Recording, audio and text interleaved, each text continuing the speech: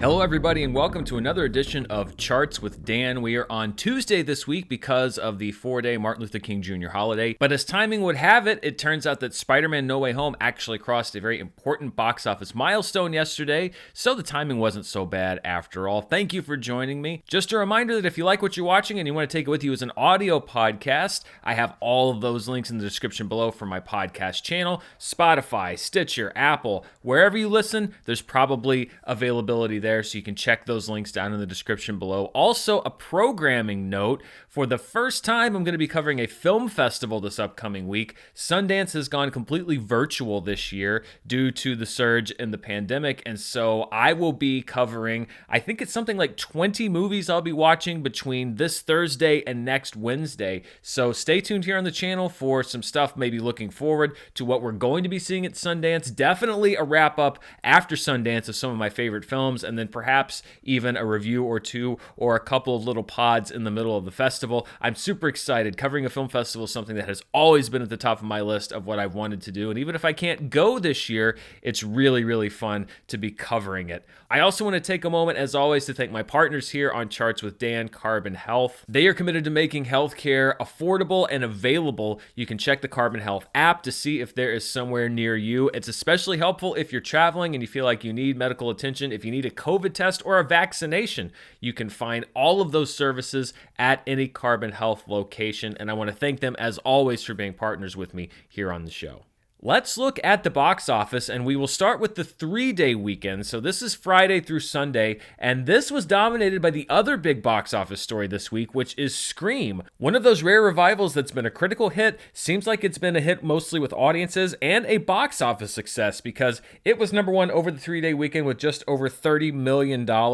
That's a good result when you look at what everything basically outside of Spider-Man No Way Home has been doing recently, but it's particularly good when you look at the budget. This movie was budgeted in the low to mid $20 million range. That's right around where Scream 2 and Scream 3 were budgeted, and that's prior to inflation. So if you're going to take inflation into account, this movie probably had the lowest budget of any Scream film since the original back in 1996. So you take the opening that it had, about $30 million, you apply it to the fact that it was a very responsibly budgeted movie, and I think what you're going to have here is one of the rare movies in the pandemic era that's going to be profitable through theatrical release, basically in the theatrical window. Of course, you have marketing and promotion, etc., any back-end deals that were made with the cast to consider, but even then, that low budget is making this good opening look even better. And when you look at the franchise openings, Scream was also right in line with the more successful sequels in the series. You see, the highest opening for any Scream film was Scream 3 with $34.7 million, followed closely by Scream 2 with $32.9 million. Of course, those numbers would go up if you adjust for inflation. Then we have 2022 Scream with $30 million, a marked improvement over Scream 4, which came out a little over 10 years ago, $18.6 million. You see, the last place opening back in 1996 was Scream, the original, although that was on a very unique release schedule for a film of its type. It opened in smaller release. It rolled out as time went on. It increased its box office take in its first few weekends. So this is not really an apples to apples comparison, but you see Scream falling right in line with the franchise, not one of those cases where we see a long layoff and then a movie falling well short of what the franchise had laid out, like we saw with The Matrix Resurrections. So a good start for 2022 Scream. It got about a B+ cinema score, which when we're talking about something like a Marvel movie, a big blockbuster film, is a very kind of wishy-washy, mediocre score. When we're talking about a horror film, how many times have we said the horror audience is very difficult to please? A horror film, especially one at a lower budget point like Scream, to get a B+, that's actually not a bad result. So we will see how the movie does in the next weeks to come. There is traditionally a big drop-off with horror, particularly at the box office. There's not really any competition this weekend coming up. So if we don't see that big drop-off between week 1 and week 2 on Scream, that means that word of mouth is pretty positive. That's going to be something to watch going into next week. So $30 million for Scream over the 3-day weekend. It unseated Spider-Man No Way Home, which was was in second place with $20.1 million. Sing 2 slides to third place with $7.9 million. And then a very close race between the 355 and the Kingsman, less than $50,000 separating them when you look at the 3-day weekend. And actually, when we look at the 4-day weekend numbers, the Kingsman and the 355 actually swap spots, although I haven't, as we're taping this, gotten final numbers on the Kingsman, so it's possible it could be closer than that, but I'm guessing it probably sticks to number 4 there. So just over those 4 days, the Kingsman actually taking in a little bit more money than the 355. The other thing that swapped, you see Scream, obviously still the number 1 film with $33.8 million, Spider-Man No Way Home, the number 2 film with $24.6 million, but on Monday, Spider-Man retook number 1 from Scream. So Scream was the number 1 movie for Friday, Saturday, Sunday. Yesterday, on the Martin Luther King Day holiday proper, Spider-Man was once again the number 1 film. So you see, this is a movie that is not going to go away anytime soon. And depending on how Scream holds up, it's possible that Spider-Man could return to number 1 this upcoming weekend. I don't necessarily think that's going to happen, but it is certainly a possibility. And there was some box office history that was made with Spider-Man No Way Home over yesterday in particular. The numbers from yesterday put it over the top in a few different areas, the most remarkable being it bested the gross of Black Panther to become now the 4th highest grossing film domestically of all time. It now trails only Star Wars The Force Awakens, Avengers Endgame, and Avatar. I don't think it's going to overtake any of those 3. I don't think it's got $58 million more left in the tank. I could be wrong. I could be very wrong. But I think that this is where we're going to see it end up, at number 4. When we look at the highest grossing MCU films domestically, the fact that it overtook Black Panther also means that it is now the 2nd highest grossing Marvel film of all time with $702.5 million. And the thing to consider with this film, and I've said it before on the show, is this was done at a time during a pandemic, in the last 2-3 weeks during a surge in the pandemic. What numbers would this film have done without any of those considerations? Because you know that there are some people that did stay home or perhaps did not go back to a theater. I don't think that it would have bested Avengers Endgame for the highest grossing Marvel film of all time, but it is pretty staggering to think about what kind of numbers this film would have put up in quote-unquote regular times. This is probably the last time we'll look at this chart, but it just kind of goes to show you how it was able to best both Black Panther and Avengers Infinity War. This is the day-by-day gross for Spider-Man No Way Home, and you see it was able to pull away from Black Panther. It was able to pull away from Avengers Infinity War. That gray line, though, is the Avatar line. It's just so interesting to watch it as that movie just kept going up and up and up. It was 1 month into its domestic release, and yet it still had almost $250 million left to put in the bank. So Avatar, one of those movies that had such a unique box office track. Another chart that we've been looking at for a while, the top Sony films adjusted chart. So these are adjusted for inflation. Spider-Man No Way Home has been the top grossing Sony film of all time for quite some time, but now it officially overtakes Close Encounters of the Third Time to become the highest grossing film from Sony Pictures of all time, adjusted for inflation. So when we look at what Spider-Man No Way Home has done for Sony, it is their top grossing film worldwide. It is their top grossing film domestically. It is their top grossing film domestically adjusted for inflation. So any way you cut it, Spider-Man No Way Home for Sony Pictures is the most successful film they have ever released. Again, pretty notable given the times that we're in. This is something else that we've been tracking, which is where Spider-Man No Way Home ranks on the all-time domestic list adjusted for inflation. It has passed The Dark Knight. It has passed 007 Thunderball, one of Sean Connery's original James Bond films. You see that it is now just below Black Panther adjusted for inflation. It's going to pass Black Panther. It will soon pass Jurassic World to enter the top 30 all-time domestically adjusted for inflation. So that is also going to be interesting to see. Where does it settle on that all-time list? This is one of those lightning in a bottle type movies. movies that people are still seeing, they can't stop talking about, and the money train's not going to stop. It's still going to roll in when it comes out for rental, when it comes out for on demand, when it comes out on 4K, Blu-ray, etc. This is going to be a massive moneymaker for Sony and also for Marvel because they get a cut of these profits as well.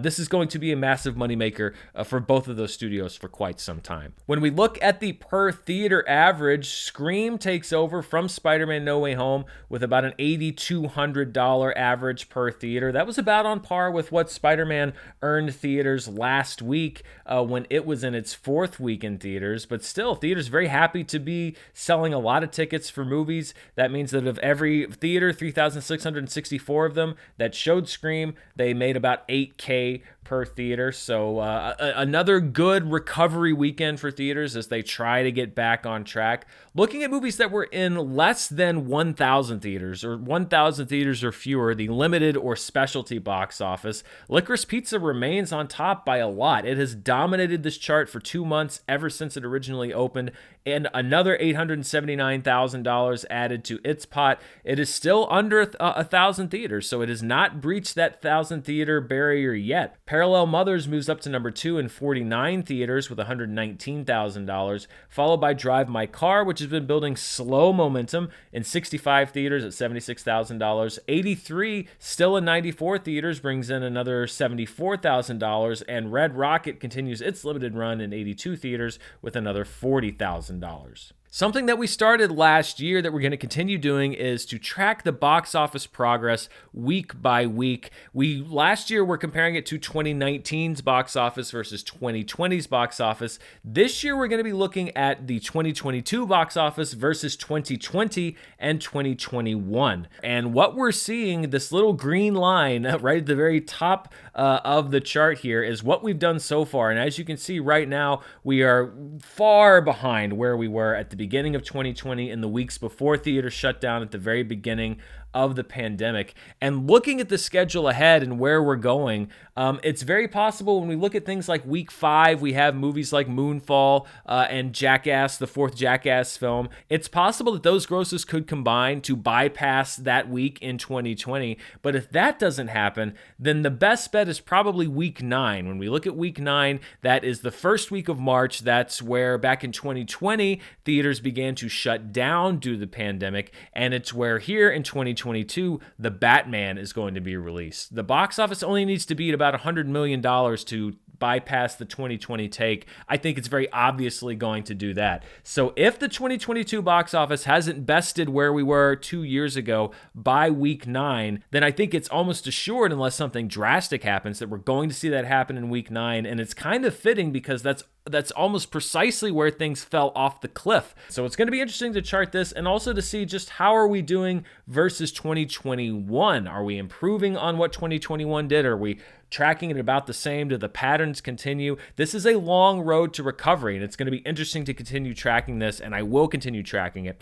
throughout the year. Before we turn to the international box office, I wanted to take just a moment to thank the sponsor for today's show, Athletic Greens. 2022 is going to be a year where I'm focusing on my own health, and part of the reason why I started taking Athletic Greens is because I'm particularly focused on gut health, on digestive health. It's something that I need to improve, that my doctors told me last year was something that was a critical need for me. So that's one of the areas that I am trying to improve as we go into this year. And Athletic Greens, amongst its many ingredients, vitamins, probiotics, you name it, is great for gut health. And it's something that I actually look forward to in the morning. If I'm in a hurry, I can just throw some in some water and drink it down. But this morning, for example, I threw in some bananas, some fruit, a little bit of orange juice, some ice, mixed it up into a great smoothie. It was a delicious breakfast. It's actually one of those supplements. You don't dread it. You don't hold your nose and drink it. There's so many different ways to enjoy it, either on its own or as part of something like a breakfast smoothie. It's part of my daily routine now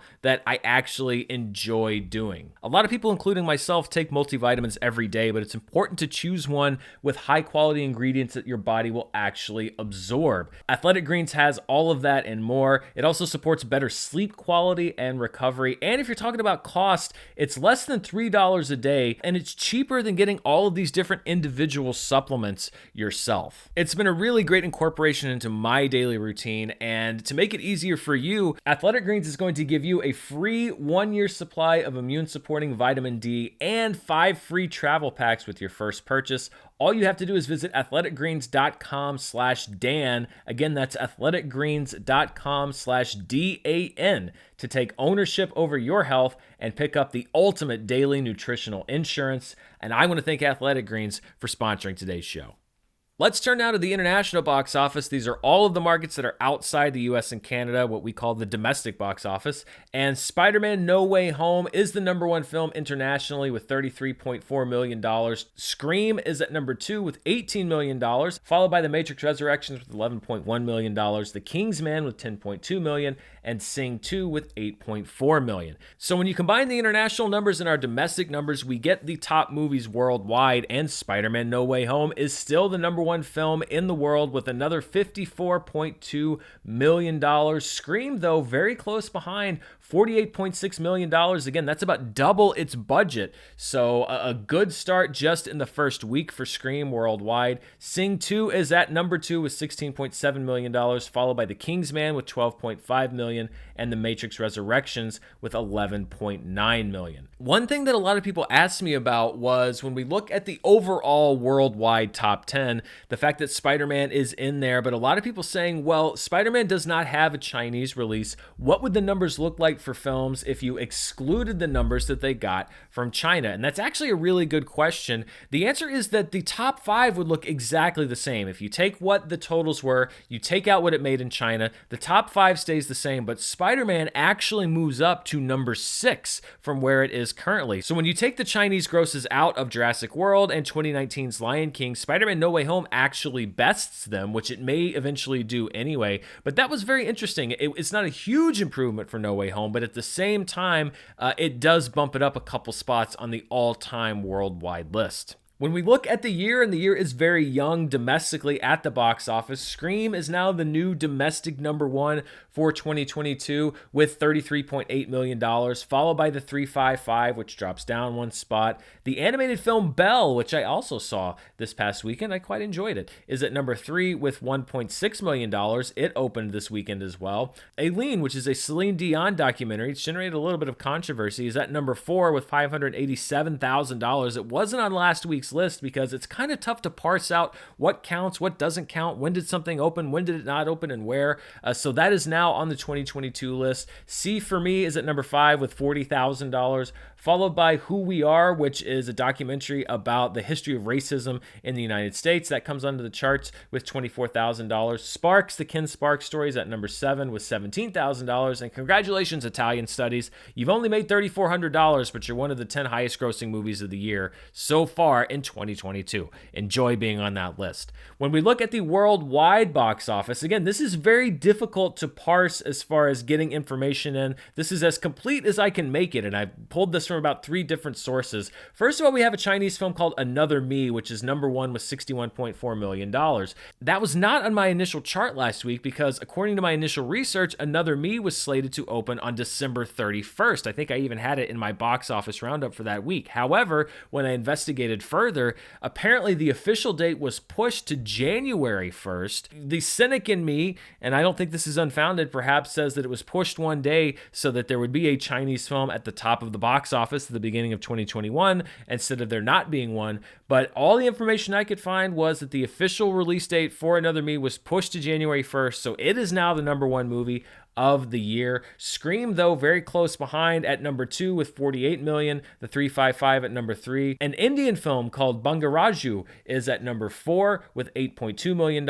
At number 5 is a movie that was on the list last week, although under a different name, Katuri City Adventure. Again, with more investigation, I found that that was apparently the real name for that movie. The South Korean film The Policeman's Lineage drops down to number 6. An Italian film called Belli Ciao is at number 7. Back to Love is at number 8, dropping down 3 spots. And then another Chinese film, Manchurian Tiger, at number 9. And another film from South Korea, Special Cargo, at number 10.